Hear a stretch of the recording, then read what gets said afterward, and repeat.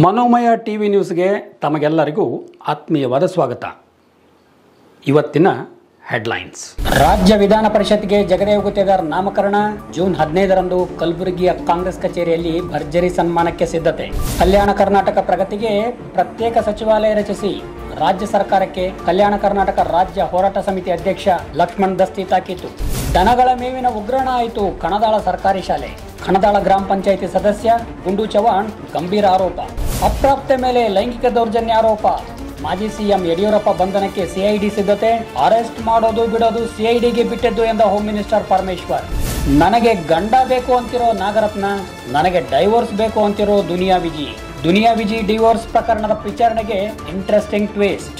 ರಾಜ್ಯ ವಿಧಾನ ಪರಿಷತ್ತಿಗೆ ನಾಮಕರಣಗೊಂಡಿರುವ ಜಗದೇವ್ ಗುತ್ತೇದಾರ್ ಅವರಿಗೆ ಇದೇ ಜೂನ್ 15ರಂದು ಬೆಳಗ್ಗೆ 11 ಗಂಟೆಗೆ ಜಿಲ್ಲಾ ಕಾಂಗ್ರೆಸ್ ಕಚೇರಿಯಲ್ಲಿ ಬೃಹತ್ ಸನ್ಮಾನ ಸಮಾರಂಭ ಹಮ್ಮಿಕೊಳ್ಳಲಾಗುತ್ತಿದೆ ಎಂದು ಕೆಪಿಸಿಸಿ ಉಪಾಧ್ಯಕ್ಷ ಸುಭಾಷ್ ರಾಠೋಡ್ ಹೇಳಿದರು. ರಾಜ್ಯ ವಿಧಾನ ಪರಿಷತ್ತಿಗೆ ನಾಮಕರಣಗೊಂಡಿರುವ ಜಗದೇವ್ ಗುತ್ತೇದಾರ್ ಅವರಿಗೆ ಇದೇ ಜೂನ್ 15ರಂದು ಬೆಳಗ್ಗೆ 11ಕ್ಕೆ ಜಿಲ್ಲಾ ಕಾಂಗ್ರೆಸ್ ಕಚೇರಿಯಲ್ಲಿ ಬೃಹತ್ ಸನ್ಮಾನ ಸಮಾರಂಭ ಹಮ್ಮಿಕೊಳ್ಳಲಾಗುತ್ತಿದೆ ಎಂದು ಕೆಪಿಸಿಸಿ ಉಪಾಧ್ಯಕ್ಷ ಸುಭಾಷ್ ರಾಠೋಡ್ ಹೇಳಿದರು. ಗುರುವಾರ ಜಿಲ್ಲಾ ಕಾಂಗ್ರೆಸ್ ಕಚೇರಿಯಲ್ಲಿ ಸುದ್ದಿಗೋಷ್ಠಿ ಉದ್ದೇಶಿಸಿ ಮಾತನಾಡಿದ ರಾಠೋಡ್, ಕಲಬುರಗಿ ಜಿಲ್ಲಾ ಕಾಂಗ್ರೆಸ್ ಅಧ್ಯಕ್ಷರಾಗಿ ಸತತ 7 ವರ್ಷ ಸೇವೆ ಸಲ್ಲಿಸಿದ ಜಗದೇವ್ ಗುತ್ತೇದಾರ್ ಅವರ ಪ್ರಾಮಾಣಿಕ ಸೇವೆಯನ್ನು ಗುರುತಿಸಿ ಪಕ್ಷದ ರಾಷ್ಟ್ರೀಯ ಅಧ್ಯಕ್ಷರಾದ ಮಲ್ಲಿಕಾರ್ಜುನ ಖರ್ಗೆ, ಮುಖ್ಯಮಂತ್ರಿ ಸಿದ್ದರಾಮಯ್ಯ ಸೇರಿದಂತೆ ಪಕ್ಷದ ವರಿಷ್ಠರು ಜಗದೇವ್ ಅವರನ್ನು ರಾಜ್ಯ ವಿಧಾನ ಪರಿಷತ್ತಿಗೆ ನಾಮಕರಣ ಮಾಡಿದ್ದಾರೆ. ಇದರಿಂದ ಪಕ್ಷದಲ್ಲಿ ಹಲವು ವರ್ಷಗಳಿಂದ ತಳಮಟ್ಟದಲ್ಲಿ ದುಡಿಯುತ್ತಿರುವ ಕಾರ್ಯಕರ್ತರಿಗೆ ನೈತಿಕ ಬಲ ಬಂದಂತಾಗಿದೆ ಎಂದು ರಾಠೋಡ್ ಸಮಾಧಾನ ವ್ಯಕ್ತಪಡಿಸಿದರು. ರಾಯಚೂರು ಜಿಲ್ಲಾ ಉಸ್ತುವಾರಿ ಸಚಿವ ಹಾಗೂ ವೈದ್ಯಕೀಯ ಶಿಕ್ಷಣ ಖಾತೆ ಸಚಿವ ಡಾಕ್ಟರ್ ಶರಣಪ್ರಕಾಶ್ ಪಾಟೀಲ್, ಯಾದಗಿರಿ ಜಿಲ್ಲಾ ಉಸ್ತುವಾರಿ ಸಚಿವ ಶರಣಬಸಪ್ಪ ದರ್ಶನಾಪುರ್, ಕಲ್ಯಾಣ ಕರ್ನಾಟಕ ಪ್ರದೇಶಾಭಿವೃದ್ಧಿ ಮಂಡಳಿ ಅಧ್ಯಕ್ಷ ಡಾಕ್ಟರ್ ಅಜಯ್ ಸಿಂಗ್ ಮುಖ್ಯ ಅತಿಥಿಗಳಾಗಿ ಪಾಲ್ಗೊಳ್ಳುತ್ತಿದ್ದು, ಜಿಲ್ಲೆಯ ಶಾಸಕರು, ಮಾಜಿ ಶಾಸಕರು ಸೇರಿದಂತೆ ಪಕ್ಷದ ವಿವಿಧ ಆಯಕಟ್ಟಿನ ನಾಯಕರು, ಪ್ರಮುಖರು ಈ ಸಮಾರಂಭದಲ್ಲಿ ಪಾಲ್ಗೊಳ್ತಾ ಇದ್ದಾರೆ ಎಂದು ರಾಠೋಡ್ ಮಾಹಿತಿ ನೀಡಿದರು.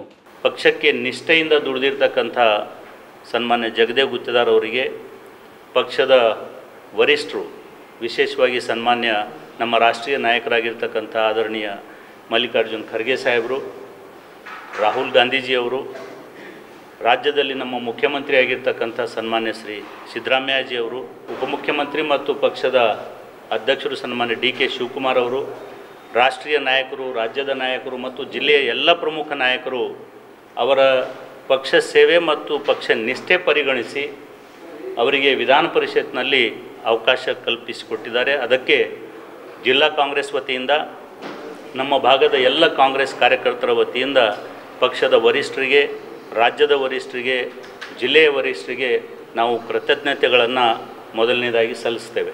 ಸನ್ಮಾನ್ಯ ಜಗದೇವ್ ಗುತ್ತೇದಾರ್ ಅವರಿಗೆ ವಿಧಾನ ಪರಿಷತ್ತಿಗೆ ಅವಕಾಶ ಕಲ್ಪಿಸಿದ್ದು ತಳಮಟ್ಟದ ಕಾರ್ಯಕರ್ತರಿಗೆ ಗೌರವ ಕೊಟ್ಟಂಗಾಗಿದೆ. ಪಕ್ಷ ನಿಷ್ಠೆ ಮತ್ತು ಪಕ್ಷ ಸೇವೆ ಮಾಡಿದವರಿಗೆ ಒಂದಿಲ್ಲ ಒಂದು ದಿವಸ ಪಕ್ಷ ಗುರುತಿಸ್ತದೆ, ಅವಕಾಶ ಕೊಡ್ತದೆ ಅನ್ನೋದಕ್ಕೆ ಜಗದೇವ್ ಗುತ್ತೇದಾರ್ ಅವರ ನೇಮಕವಾಗಿದ್ದೇ ಸಾಕ್ಷಿ.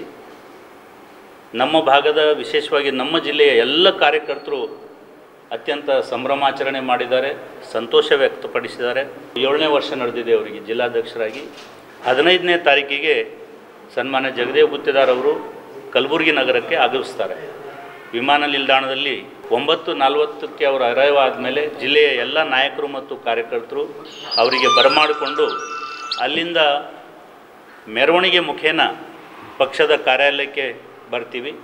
ಪಕ್ಷದ ಕಾರ್ಯಾಲಯದಲ್ಲಿ ಪಕ್ಷದ ಕಡೆಯಿಂದ ಅವರಿಗೆ ಅವತ್ತು 11 ಗಂಟೆಗೆ ಸನ್ಮಾನ ನಡೀತದೆ. ಆ ಸನ್ಮಾನ ಕಾರ್ಯಕ್ರಮದಲ್ಲಿ ನಮ್ಮ ಜಿಲ್ಲೆಯ ಹಿರಿಯ ನಾಯಕರು, ಸಚಿವರು, ರಾಯಚೂರಿನ ಜಿಲ್ಲಾ ಉಸ್ತುವಾರಿ ಸಚಿವರು ಸನ್ಮಾನ್ಯ ಶ್ರೀ ಡಾಕ್ಟರ್ ಶರಣಪ್ರಕಾಶ್ ಪಾಟೀಲ್ ಅವರು ಉಪಸ್ಥಿತರಿರ್ತಾರೆ. ಅದರ ಜೊತೆಗೆ ಯಾದಗಿರಿ ಜಿಲ್ಲಾ ಉಸ್ತುವಾರಿ ಸಚಿವರು, ಹಿರಿಯ ನಾಯಕರು ಸನ್ಮಾನ್ಯ ಶ್ರೀ ಶರಣಬಸಪ್ಪ ದರ್ಶನಾಪುರ್ ಅವರು ಕೂಡ ಇರ್ತಾರೆ. ನಮ್ಮ KKRDB ಅಧ್ಯಕ್ಷರು ಸನ್ಮಾನ್ಯ ಶ್ರೀ ಡಾಕ್ಟರ್ ಅಜಯ್ ಸಿಂಗ್ ಸಾಹೇಬರು ಕೂಡ ಇರ್ತಾರೆ. ನಮ್ಮ ಜಿಲ್ಲೆಯ ಹಾಲಿ ಶಾಸಕರು, ಮಾಜಿ ಶಾಸಕರು, ವಿಧಾನ ಪರಿಷತ್ತಿನ ಸದಸ್ಯರು, ರಾಜ್ಯ ಪದಾಧಿಕಾರಿಗಳು, ಜಿಲ್ಲಾ ಪದಾಧಿಕಾರಿಗಳು, ನಮ್ಮ ಬ್ಲಾಕ್ನ ಎಲ್ಲ ಅಧ್ಯಕ್ಷರು ಮತ್ತು ಪದಾಧಿಕಾರಿಗಳು ಮತ್ತು ಎಲ್ಲ ನಾಯಕರು ಆ ಸನ್ಮಾನ ಸಭೆಯಲ್ಲಿ ಉಪಸ್ಥಿತರಿರ್ತಾರೆ ಅವತ್ತು 11 ಗಂಟೆಗೆ. ಅದಾದ ನಂತರ ಕೆಲವು ನಾಯಕರ ಜೊತೆ ಅವರು ಮತ್ತು ಶರಣಬಸವೇಶ್ವರ ದೇವಸ್ಥಾನ, ನಮ್ಮ ಇರ್ತಕ್ಕಂಥ ಸ್ಟ್ಯಾಚುಗಳಿಗೆ ಹಾರ ಹಾಕಿ ಸನ್ಮಾನಿಸ್ತಕ್ಕಂಥದ್ದು ಮತ್ತು ಖಾಜಾ ಬಂದೆ ನವಾಜ್ ದರ್ಗಾ ಕೂಡ ಎಲ್ಲ ಧರ್ಮದ ಪುಣ್ಯಕ್ಷೇತ್ರಗಳಿಗೆ ಅವರು ವಿಸಿಟ್ ಮಾಡ್ತಾರೆ, ಆಶೀರ್ವಾದ ಪಡೀತಾರೆ. ಕಾಂಗ್ರೆಸ್ ಹಿರಿಯ ಮುಖಂಡರಾದ ಭೀಮರಾವ್ ತೇಗಲ್ತಿಪ್ಪಿ, ಡಿಸಿಸಿ ಬ್ಯಾಂಕ್ ಅಧ್ಯಕ್ಷ ಸೋಮಶೇಖರ್ ಗೋನಾಯಕ್, ಜಿಲ್ಲಾ ಪಂಚಾಯಿತಿ ಮಾಜಿ ಪ್ರತಿಪಕ್ಷ ನಾಯಕ ಶಿವಾನಂದ ಪಾಟೀಲ್ ಮರ್ತೂರ್, ಕಾಂಗ್ರೆಸ್ ಮುಖಂಡರಾದ ನೀಲಕಂಠರಾವ್ ಮುಲ್ಗೆ, ಪ್ರವೀಣ್ ಹರವಾಳ್, ಡಾಕ್ಟರ್ ಕಿರಣ್ ದೇಶಪಾಂಡೆ, ಈರಣ್ಣ ಜಳಕಿ, ರಮೇಶ್ ಮರಗೋಳ್, ಶಿವಾನಂದ ಹೊನಗುಂಟಿ ಸೇರಿದಂತೆ ಇತರರು ಈ ಸಂದರ್ಭದಲ್ಲಿ ಉಪಸ್ಥಿತರಿದ್ದರು. 371ನೇ ಜೆ ಕಲಂ ಪರಿಣಾಮಕಾರಿ ಅನುಷ್ಠಾನ ಮತ್ತು ಕಲ್ಯಾಣ ಕರ್ನಾಟಕದ ಪ್ರಗತಿಗಾಗಿ ಪ್ರತ್ಯೇಕ ಸಚಿವಾಲಯ ರಚನೆ ಮಾಡಬೇಕು ಎಂದು ಕಲ್ಯಾಣ ಕರ್ನಾಟಕ ಹೋರಾಟ ಸಮಿತಿಯ ಅಧ್ಯಕ್ಷ ಲಕ್ಷ್ಮಣ ದಸ್ತಿ ರಾಜ್ಯ ಸರ್ಕಾರಕ್ಕೆ ತಾಕೀತು ಮಾಡಿದರು. 371ನೇ ಜೆ ಕಲಂ ಪರಿಣಾಮಕಾರಿ ಅನುಷ್ಠಾನ ಮತ್ತು ಕಲ್ಯಾಣ ಕರ್ನಾಟಕದ ಪ್ರಗತಿಗಾಗಿ ಪ್ರತ್ಯೇಕ ಸಚಿವಾಲಯ ರಚನೆ ಮಾಡಬೇಕು ಎಂದು ಕಲ್ಯಾಣ ಕರ್ನಾಟಕ ಹೋರಾಟ ಸಮಿತಿ ಅಧ್ಯಕ್ಷ ಲಕ್ಷ್ಮಣ ದಸ್ತಿ ರಾಜ್ಯ ಸರ್ಕಾರಕ್ಕೆ ತಾಕೀತು ಮಾಡಿದರು. ಕಲಬುರಗಿಯ ಪತ್ರಿಕಾ ಭವನದಲ್ಲಿ ಗುರುವಾರ ಸುದ್ದಿಗೋಷ್ಠಿ ಉದ್ದೇಶಿಸಿ ಮಾತನಾಡಿದ ದಸ್ತಿ, 371 ಜೆ ಅಡಿಯಲ್ಲಿ ನಿಜವಾಗಿಯೂ ಅಭಿವೃದ್ಧಿ ಕಾರ್ಯಗಳು ನಡೆದಿವೆಯೋ ಇಲ್ಲವೋ ಎಂಬುದನ್ನು ಖಾತ್ರಿಪಡಿಸಿಕೊಳ್ಳುವುದರ ಜೊತೆಗೆ ವೇಗ ಮಿತಿಯಲ್ಲಿ ಕೆಲಸಗಳು ನಡೆಯುವಂತೆ ಮೇಲುಸ್ತುವಾರಿ ವಹಿಸಲು ಪ್ರತ್ಯೇಕ ಸಚಿವಾಲಯದ ಅಗತ್ಯವಿದೆ ಎಂದು ಸಲಹೆ ನೀಡಿದರು. ಕಲ್ಯಾಣ ಕರ್ನಾಟಕದ ರಚನಾತ್ಮಕ ಪ್ರಗತಿಯ ದೃಷ್ಟಿಯಿಂದ ಹಾಗೂ 371 ಜೆ ಕಲಂ ಪರಿಣಾಮಕಾರಿ ಅನುಷ್ಠಾನಕ್ಕೆ ಕಲ್ಯಾಣ ಕರ್ನಾಟಕದ ಪರಿಣತರ ತಜ್ಞ ಹೋರಾಟಗಾರರ ಸಲಹಾ ಸಮಿತಿ ರಚಿಸಬೇಕು ಎಂದು ಸಹ ಹಿರಿಯ ಹೋರಾಟಗಾರ ಲಕ್ಷ್ಮಣ ದಸ್ತಿ ಈ ಸಂದರ್ಭದಲ್ಲಿ ರಾಜ್ಯ ಸರ್ಕಾರಕ್ಕೆ ಸಲಹೆ ನೀಡಿದರು. ಕರ್ನಾಟಕ ರಾಜ್ಯ ರಚನೆ ಆದಮೇಲೆ 1 ದಶಕ ಆದಮೇಲೆ 1% ನೌಕರಿಗಳು ಸಿಕ್ಕವು ನಮಗೆ. 1%, 2 ದಶಕ ಆದಮೇಲೆ 2%. ನಮ್ಮ ಜನಸಂಖ್ಯೆ ಇದ್ದಿದ್ದು ಅವಾಗ 17% ಇತ್ತು, ಈಗ 19 ಅದ. 3 ದಶಕ ಆದಮೇಲೆ 3%, 5 ದಶಕ ಆದಮೇಲೆ ಏನದಲ್ಲ ನಮಗೆ ಸಿಕ್ಕಿದ್ದು 4%. ಈಗೇನದಲ್ಲ 9% ಅವ ನಮ್ಮ ನೌಕರಿಗಳು. 371 ಬಂದ ಮೇಲೆ ಈಗ 19% ಆಗಿಲ್ಲ ನಮ್ಮದು ಸರ್ಕಾರಿ ನೌಕರಿದಾಗ. ಇಷ್ಟು 9% ಈಗ ಇದ್ರೂ ನೀವೇನದಲ್ಲ ನೀವು ಎಲ್ಲ ನೌಕರಿಗಳು ಕಲ್ಯಾಣ ಕರ್ನಾಟಕ ಸಿಗ್ಲತ್ತಾರ, ಎಲ್ಲ ಏನಪ್ಪ ಅಂದ್ರೆ ಮೆಡಿಕಲ್ ಸೀಟ್ ಅವರೇ ತಗೋತಾ ಇದ್ದಾರೆ ಅಂತ ಅಪಪ್ರಚಾರ ಮಾಡಿ 24 ಜಿಲ್ಲೆ ಜನರಿಗೆ ಮಿಸ್ಗೈಡ್ ಮಾಡ್ತಾ ಇದ್ದೀರಿ. ಇಂಥ ಏನದಲ್ಲ ಜನರ ವಿರುದ್ಧ 31 ಜಿಲ್ಲೆ ಜನರು ಇವ್ರಿಗೆ ಖಂಡಿಸ್ಬೇಕು. ಇವರು ಅಖಂಡ ಕರ್ನಾಟಕ ವಿರೋಧಿಗಳರ, ಇವರು ಕನ್ನಡ ವಿರೋಧಿಗಳರ. ಕೇವಲ ಕನ್ನಡ ಹೆಸರ ಮೇಲೆ ಭಾವನಾತ್ಮಕವಾಗಿ ನೆಲ ಜಲ ಸಂಸ್ಕೃತಿ ನಾಡು ನುಡಿ ಅಂಥೇಳಿ ನಮಗೇನಪ್ಪ ಅಂದ್ರೆ ಉರುದುಂಬಿಸಿ ನೀವು ಅಲ್ಲೇ ಕೂಡ್ರಿ ಅಂಥೇಳಿ ಈ ರೀತಿ ನೀವು ಏನು ಹೇಳ್ತಾ ಇದ್ದೀರಿ, ಇದಕ್ಕೆ ನಾವು ಖಂಡಿಸ್ತೀವಿ. ಮತ್ತು ಸಿದ್ದರಾಮಯ್ಯನೇತರ ಸರ್ಕಾರಕ್ಕೆ ನಾವು ಏನಲ್ಲ ನಾವು ಆಗ್ರಹ ಮಾಡ್ತೀವಿ. ಈ ಒಂದು ಇವ್ರದ್ದು ಹಸಿರು ಪ್ರತಿಷ್ಠಾನ ಸಂಘಟನೆಯನ್ನು ಸಂವಿಧಾನ ವಿರೋಧಿ ಮತ್ತು ಕಲ್ಯಾಣ ಕರ್ನಾಟಕ ವಿರೋಧಿ ಅನ್ನೋ ಹೋರಾಟದ ಇದಕ್ಕೆ ನಿಷೇಧ ಮಾಡಬೇಕು. ನೀವೇನದಲ್ಲ ನಮ್ಮ ಭಾಗದಾಗ ಪ್ರತ್ಯೇಕ ರಾಜ್ಯ ಕೇಳೋಕೆ ಝಂಡ ಏರಿಸಿದ್ರೆ ನೀವೇನಪ್ಪ ಪೊಲೀಸರಿಗೆ ಹಚ್ಚಿ ಅರೆಸ್ಟ್ ಮಾಡಿಸ್ತೀರಿ. ಅವ್ರಿಗೆ ಯಾಕೆ ನೀವು ಅರೆಸ್ಟ್ ಮಾಡ್ತಾಯಿಲ್ಲ? ಅವ್ರಿಗೆ ಯಾಕೆ ಅರೆಸ್ಟ್ ಮಾಡಲ್ಲ ನಾವು? ಅವರು ಕನ್ನಡಾಂಬೆ ವಿರೋಧ ಮಾಡ್ತಾ ಇಲ್ಲ, ಅವರು ಸಂವಿಧಾನ ವಿರೋಧ ಕೆಲಸ ಮಾಡ್ತಾಯಿಲ್ಲ, ಅವ್ರಿಗೆ ಯಾಕೆ ಅರೆಸ್ಟ್ ಮಾಡ್ತಾ ಇಲ್ಲ? ನಮ್ಮವ್ರಿಗೆ ಏನಂದ್ರೆ ಸರ್ದಾರ್ ಪಟೇಲ್ ಚೌಕಿನ ಪ್ರತಿ ವರ್ಷ ಅರೆಸ್ಟ್ ಮಾಡ್ತೀರಿ, ಇದು ಯಾವ ನ್ಯಾಯ ಅದ? ಇದು ನಾವು ಭಾಳ ಬಲವಾಗಿ ಖಂಡಿಸ್ತೀವಿ. ಅದಕ್ಕೆ ಸಿದ್ದರಾಮಯ್ಯ ನೇತೃತ್ವ ಸರ್ಕಾರಕ್ಕೆ ನಾವೇನದಲ್ಲ ನಾವು ಸ್ವಾಗತ ಮಾಡ್ತೀವಿ. 14 ತಾರೀಕು ನೀವು ಮೀಟಿಂಗ್ ಇಟ್ಟಿರಿ. ಆ ಮೀಟಿಂಗ್ದಾಗ ಕೇವಲ ಕಾಟಾಚಾರದ ಮೀಟಿಂಗ್ ಆಗಬಾರ್ದು. ಸಂವಿಧಾನದ 371ನೇ ಕಲಮು ಮತ್ತು ಕಲ್ಯಾಣ ಕರ್ನಾಟಕ ರಚನಾತ್ಮಕ ಪ್ರಗತಿ ಪ್ರತ್ಯೇಕ ಸಚಿವಾಲಯ ಆಗಲೇಬೇಕು. ಯಾಕಂದ್ರೆ ನಮ್ಮ ನಾಯಕರಿಗೆ ಅಭಿಮಾನ ಇತ್ತು. ಈ ರೀತಿ ಹಸಿರು ಪ್ರತಿಷ್ಠಾನದವ್ರು ಪದೇ ವಿರೋಧ ಮಾಡ್ತಾರೆ. ನಮ್ಮ ಒಂದು 371ನೇ ಕಲಮಕ್ಕಂದ್ರೆ ನಮ್ಮ ಮನೆ ಮಜಬೂತ್ ಕಟ್ಕೋಬೇಕಿಲ್ಲ. ನಮ್ಮ ಮನೆ ಮಜಬೂತ್ ಕಟ್ಕೋಬೇಕಾದ್ರೆ ಪ್ರತ್ಯೇಕ ಸಚಿವಾಲಯ ಬೇಕು, ಅದು ಆಗಲೇಬೇಕು. ಇದಕ್ಕೆ ಸಂಬಂಧಪಟ್ಟಾಗ ನಾವು ಎಲ್ಲ ಜಿಲ್ಲೆಗಳಲ್ಲಿ ಹೋರಾಟ ನಾವು ನಡೆಸಿದ್ದೀವಿ. ಈಗಾಗಲೇ ಕಲಬುರಗಿಯಲ್ಲಿ ಹೋರಾಟ ಆಗ್ಯದ, ಸಿಂಧನೂರದಲ್ಲಿ ಮೊನ್ನೆ ಹೋರಾಟ ಆಗ್ಯದ, ಇನ್ನು ರಾಯಚೂರದಾಗ ಶನಿವಾರ ಹೋರಾಟ ಆಗ್ತದೆ, ಬೀದರ್ದಾಗ ಆಗ್ತದೆ, ಕೊಪ್ಪಳ ಬಳ್ಳಾರಿ ಈ ರೀತಿ 15 ದಿನದಾಗ ಎಲ್ಲ ಜಿಲ್ಲೆದಾಗ ಹೋರಾಟ ಮಾಡ್ತೀವಿ. ಎರಡನೇ ಬೇಡಿಕೆ ಏನಂದ್ರೆ 371ನೇ ಜೆ ನಿಯಮಾವಳಿಯ ಪ್ರಕಾರ ನೇಮಕಾತಿಯಲ್ಲಿ ಕ್ರಮಾಂಕ ಕೊಡಬೇಕು, ವಯಸ್ಸಿನಲ್ಲಿ ರಿಯಾಯಿತಿ ನೀಡಬೇಕು. ಇದು ನಾ ಹೇಳ್ತಾ ಇಲ್ಲ, 370 ಕಲಂ ರೂಲ್ ಹೇಳ್ತಾ ಇದೆ. ಮತ್ತು 371ನೇ ಜೆ ಕಲಂ ಅಡಿ ಬರೋ ವ್ಯಾಜ್ಯಗಳೇನವಲ್ಲ ಇವು ನಿವಾರಣೆ ಮಾಡಲಿಕ್ಕೆ ಪ್ರತ್ಯೇಕ ಟ್ರಿಬ್ಯುನಲ್ ಮಾಡಬೇಕಂತ 371 ಜೆ ಹೇಳ್ತದ. ಆ ಬೇಡಿಕೆ ನಾ ಹೇಳ್ತಾ ಇಲ್ಲ, ನಿಯಮ ಹೇಳ್ತಾ ಇದೆ, ಅದು ಈಡೇರಿಸಬೇಕು. ಮತ್ತು ರಾಜ್ಯ ಸರ್ಕಾರದ ಎಲ್ಲ ನೇಮಕಾತಿಗಳಿಗೆ ಏನದಲ್ಲ ಮೊದಲು ಮೆರಿಟ್ ಆಧಾರದ ಪಟ್ಟಿ ಹಚ್ಚಬೇಕು, ಆಮೇಲೆ ಏನಂದ್ರೆ ಮೀಸಲಾತಿ ಕೊಡಬೇಕು. ಮಾನ್ಯ ಮುಖ್ಯಮಂತ್ರಿಗಳು ಅಂದರೆ 14/6/2024 11 ಗಂಟೆಗೆ ಒಂದು ಕಲ್ಯಾಣ ಕರ್ನಾಟಕ ಪ್ರದೇಶ ಅಭಿವೃದ್ಧಿ ಸಂಬಂಧಿಸಿದಂತೆ ಕೃಷ್ಣಾದಲ್ಲಿ ಒಂದು ಸಭೆಯನ್ನು ಕರೆದಿದ್ದಾರೆ. ಪ್ರಗತಿ ಪರಿಶೀಲನೆ ಇರ್ಬೋದು, ಬೇರೆ ಬೇರೆ ವಿಚಾರಗಳನ್ನು ಇರ್ಬೋದು.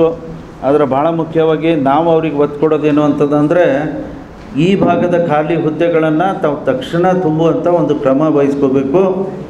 ಅದರ ಜೊತೆಗೆ ಅರ್ಜಿ ಕರೆಯುವಾಗ ಅದನ್ನು ಸಪ್ರೇಟ್ ಇದನ್ನು ಸಪ್ರೇಟ್ ಹುದ್ದೆಗಳನ್ನು ಕೊಡ್ತೀವಂತಾರೆ. ಆದರೆ ಕಲ್ಯಾಣ ಕರ್ನಾಟಕ ಅರ್ಜಿ ಬೇರೆ, ಮುಂಬೈ ಅಂದರೆ ಉಳಿದಂಥ ನಾನ್ ಕಲ್ಯಾಣ ಕರ್ನಾಟಕ ಅರ್ಜಿ ಬೇರೆ, ಸೆಲೆಕ್ಷನ್ನಲ್ಲೂ ಬೇರೆ ಅಂತ ಏನು ಮಾಡ್ಲಿಕ್ಕೆ ಕೊಟ್ಟಿದ್ದಾರೆ. ಇದು ತಪ್ಪು. ಒಂದೇ ಅರ್ಜಿ ಕರಿಬೇಕು. ದಯವಿಟ್ಟು ಸರ್ಕಾರ ಈ ವಿಚಾರದಲ್ಲಿ ದಯವಿಟ್ಟು ಕನ್ಫ್ಯೂಷನ್ ಮಾಡ್ಕೋಬಾರ್ದು. ಈಗಾಗಲೇ ಇದೇ ವಿಚಾರದ ಬಗ್ಗೆ ಪ್ಲಾನಿಂಗ್ ಡಿಪಾರ್ಟ್ಮೆಂಟ್ ಅವರು ಸ್ಪಷ್ಟವಾದಂಥ ಸರ್ಕ್ಯುಲರನ್ನು, ಸ್ಪಷ್ಟವಾದಂಥ ಅಂಶಗಳನ್ನು ಹೊರಡಿಸಿದ್ದಾರೆ. ಆದರೆ ಆ ಸ್ಪಷ್ಟೀಕರಣ ಇಲಾಖೆಯ ಕಾರ್ಯದರ್ಶಿಗಳು, ಯಾಕಂದರೆ they are the implementing authorities, ಇವತ್ತು ಹುದ್ದೆಗಳನ್ನು ಕರೆದರೂ ಕೂಡ ಅವರು ಹುದ್ದೆಗಳನ್ನು ಕಾಲ್ಫಾರ್ ಮಾಡಿ ಇತ್ಯಾದಿ ಪ್ರೊಸೀಜರ್ ಅವ್ರು ಮಾಡ್ತಾರೆ. ಅವ್ರ ಹಂತದಲ್ಲೇ ಸ್ಪಷ್ಟೀಕರಣ ಇಲ್ಲ. ದಯವಿಟ್ಟು ಸ್ಪಷ್ಟೀಕರಣ ಕೊಡಿ. ಅಪಾಯಿಂಟ್ಮೆಂಟಲ್ಲಿ ಆಗಬೇಕು. ಅನೇಕ ಅರ್ಜಿಗಳನ್ನು ಕರೆಯೋದು ಅಗತ್ಯವಿಲ್ಲ. ಒಂದೇ ಒಂದು ಅರ್ಜಿಯನ್ನು ಕರೆದು ಅದರಲ್ಲಿ ಮೊದಲು ಅಂದರೆ ನಾನ್ ಕಲ್ಯಾಣ ಕರ್ನಾಟಕದ್ದು ಮೊದಲು ಅಪಾಯಿಂಟ್ಮೆಂಟ್ 20 ಇರಲಿ, 25% ಇರಲಿ, ಅದರ ಅಪಾಯಿಂಟ್ಮೆಂಟ್ ಮೊದಲು ಮಾಡಬೇಕು. ಉಳಿದಂಥ 80% ಇರಲಿ, 75% ಇರಲಿ, ಆ ಉಳಿದಿದ್ದು ನಮ್ಮ ಭಾಗದ ಮೆರಿಟನ್ನು ತೆಗೆದು ಅವರಿಗೆ ಕೊಡಬೇಕು. ಇದು ಭಾಳ ಸಿಂಪಲ್ವಾದಂಥ ಒಂದು ಪ್ರೊಸೀಜರ್. ನೀವು ಅದನ್ನು ಬೇರೆ ಇದನ್ನು ಬೇರೆ ಮಾಡಲಿಕ್ಕೆ ಹೋದರೆ it will lead to utter confusion. ಮತ್ತು ನೀವೇ ಅದಕ್ಕೆ ಕೋರ್ಟಿಗೆ ಹೋಗ್ಲಿಕ್ಕೆ ಒಂದು ದಾರಿ ಮಾಡಿಕೊಟ್ಟಂಗಾಗುತ್ತೆ. ಅದಕ್ಕೆ ಸ್ಪಷ್ಟವಾದಂಥ ಒಂದು ಸುತ್ತೋಲೆಯನ್ನು ಇಲಾಖೆಯವ್ರಿಗೆ ಹೊರಡಿಸ್ಬೇಕಂತ ನಾನು ಒತ್ತಾಯ ಮಾಡುತ್ತಾ, ಹಿರಿಯ ಚಿಂತಕರಾದ R K. Hudugi, doctor Gulshetty, Pratap Singh Tiwari, Manish Jaju, doctor Majid Dagi, Lingaraj Sirgapur, Shivalingappa Bandak, Jnanamitra Samuel, Aslam Chaunge ಸೇರಿದಂತೆ ಇತರರು ಈ ಸಂದರ್ಭದಲ್ಲಿ ಉಪಸ್ಥಿತರಿದ್ದರು. ಕಲಬುರಗಿ ತಾಲೂಕಿನ ಕಣದಾಳ ಗ್ರಾಮ ಪಂಚಾಯಿತಿ ವ್ಯಾಪ್ತಿಗೆ ಒಳಪಡುವ ಇಟಗಾಕೆ ತಾಂಡಾದಲ್ಲಿ ಸರ್ಕಾರಿ ಅನುದಾನಿತ ಜಗದಂಬಾ ಕಿರಿಯ ಪ್ರಾಥಮಿಕ ಶಾಲೆಯಲ್ಲಿ ದನಗಳ ಮೇವು ತುಂಬಿಡುವ ಮೂಲಕ ಮಕ್ಕಳ ಬದುಕಿನೊಂದಿಗೆ ಚೆಲ್ಲಾಟ ಆಡಲಾಗ್ತಾ ಇದೆ ಎಂದು ಗ್ರಾಮ ಪಂಚಾಯಿತಿ ಸದಸ್ಯ ಗುಂಡು ಚವಾಣ್ ಗಂಭೀರ ಆರೋಪ ಮಾಡಿದರು. ಕಲಬುರಗಿ ತಾಲೂಕಿನ ಕಣದಾಳ ಗ್ರಾಮ ಪಂಚಾಯಿತಿ ವ್ಯಾಪ್ತಿಗೆ ಒಳಪಡುವ ಇಟಗಾಕೆ ತಾಂಡಾದ ಸರ್ಕಾರಿ ಅನುದಾನಿತ ಜಗದಂಬಾ ಕಿರಿಯ ಪ್ರಾಥಮಿಕ ಶಾಲೆಯಲ್ಲಿ ದನಗಳ ಮೇವು ತುಂಬಿಡುವ ಮೂಲಕ ಮಕ್ಕಳ ಬದುಕಿನೊಂದಿಗೆ ಚೆಲ್ಲಾಟ ಆಡಲಾಗ್ತಾ ಇದೆ ಎಂದು ಗ್ರಾಮ ಪಂಚಾಯಿತಿ ಸದಸ್ಯ ಗುಂಡು ಚವಾಣ್ ಗಂಭೀರ ಆರೋಪ ಮಾಡಿದರು.